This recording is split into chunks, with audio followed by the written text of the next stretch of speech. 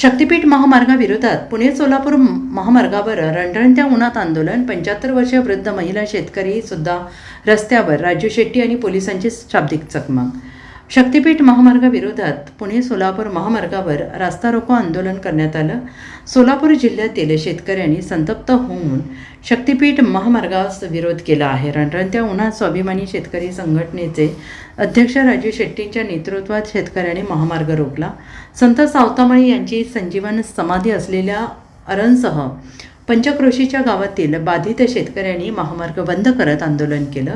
अरण गावातील 75 वर्षीय रतन निवृत्ती पाटील यासुद्धा शेतकरी महिलेनं तळपत्या उन्हात रस्त्यावर बसून या महामार्गाला विरोध केला. या महामार्गावर रास्ता रोकोवरून राजू शेट्टी आणि सोलापूर पोलीस यांच्यात शाब्दिक चकमक झाली. पोलिसांचे आंदोलन मोडून काढण्याचा प्रयत्न केल्यानंतर राजू शेट्टी संतप्त झाले. बिनमुदत आंदोलन करणार आहोत, काय करणार सांगा, अशी विचारणा करत पोलीस नरमल्याचं दिसून आले. शक्तीपीठाला सरकारकडून जोर लावण्यात आल्यानंतर बाधित जिल्ह्यातून वाढता विरोध चाललेला आहे. कोल्हापूर जिल्ह्यात 19 मे रोजी सर्वपक्षीय मेळावा आयोजित करण्यात आलेला आहे.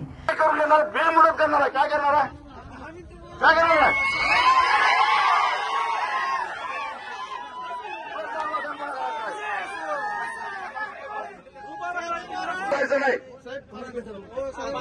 40 मिनिटं असं गेलं ना. जरा जबाबदारीने बोलायचा. तुला माहिती आहे तुम्हाला जबाबदारीने बोलायचा. Bureau report SPN Marathi, Sangli.